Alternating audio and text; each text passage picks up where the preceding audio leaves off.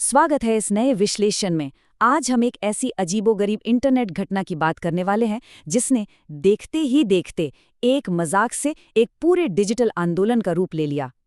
मेरा मतलब है, एक मीम कैसे एक गंभीर सामाजिक संदेश बन सकता है, ये हम आज डीप डाइव करके समझेंगे। तो बिना देर किए शुरू करते हैं।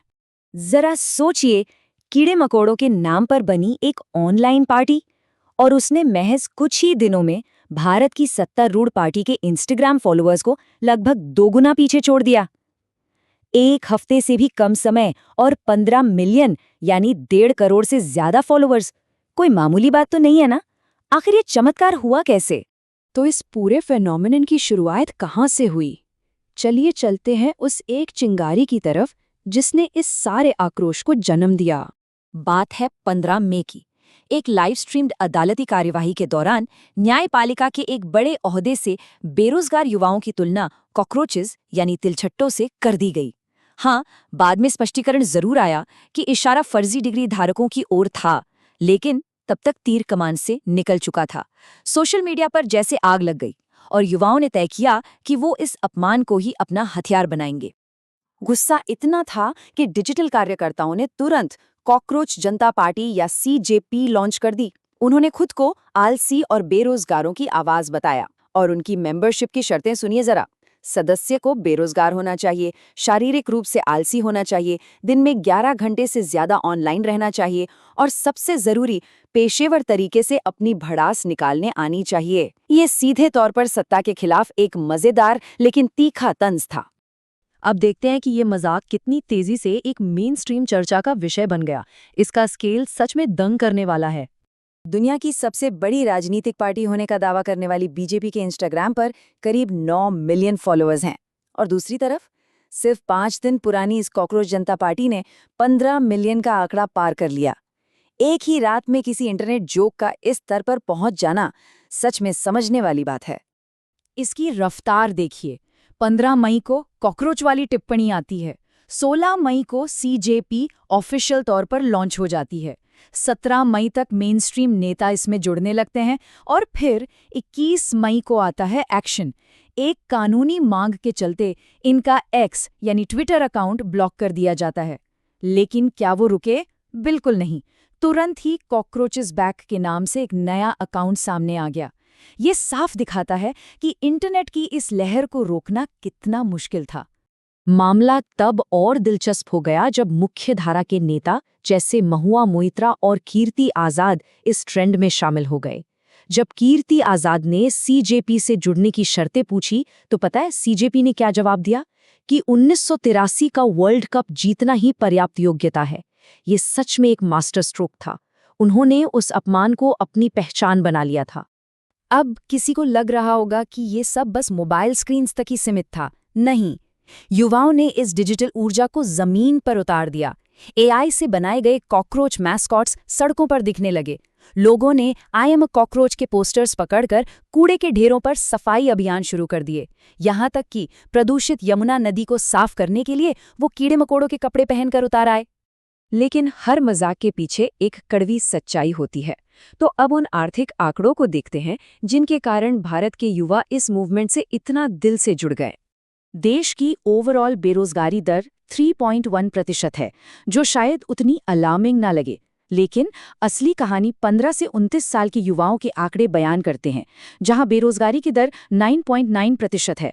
ये अंतर बहुत साफ दिखाता है कि आर्थिक बोझ का सबसे बड़ा पहाड़ आजकल के नौजवानों के कंधों पर ही गिरा हुआ है। और एक आंकड़ा जो सच में चिंताजनक है, वो अजीम प्रेमजी यूनिवर्सिटी की रिपोर्ट से आता है। भारत में 25 साल से कम उम्र के लगभग 40% ग्रेजुएट्स बेरोजगार हैं। सोचिए, डिग्री होने के बावजूद काम न मिलना, यही वो असली गुस्सा था जो मीम्स के रूप में बाहर आ रहा था। इस बात को डेलॉयट ग्लोबल सर्वे भी सही साबित करता है। 1995 से 2007 के बीच जन्मी ये जेन जी पीढ़ी जबरदस्त आर्थिक तनाव में है। घर खरीदना एक सपना बनता जा रहा है और लगभग 54% युवा अपने जीवन के बड़े फैसले टाल रहे हैं। ऊपर से AI के आने से एंट्री लेवल जॉब्स छिनने का डर अलग सताता रहता है। ये सारी चीजें उस मीम के पीछे की असंतुष्टि को बिल्कुल क्लियर कर देती हैं। सीजेपी के घोषणा पत्र पर एक नजर डालिए। ये सिर्फ कॉमेडी नहीं है, इस तंज के पीछे बहुत डीपली सोची समझी पॉलिटिकल डिमांड्स हैं। जैसे जब वो बड़े उद्योगपतियों के मीडिया लाइसेंस रद्द करने की बात करते हैं तो असल में वो मुक्त और स्वतंत्र मीडिया चाहते हैं। संसद में महिलाओं के लिए 50% आरक्षण का मजाक दरअसल बराबरी के प्रतिनिधित्व की सच्ची मांग है।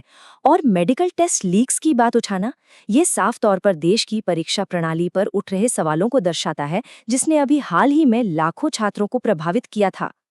अब एक बहुत दिलचस्प ट्विस्ट, ये जो भारत में हो रहा है ना, ये अकेली घटना नहीं है, ये एक बहुत बड़े ग्लोबल ट्रेंड का हिस्सा है। क्या ये सब सिर्फ इंडिया तक सीमित है?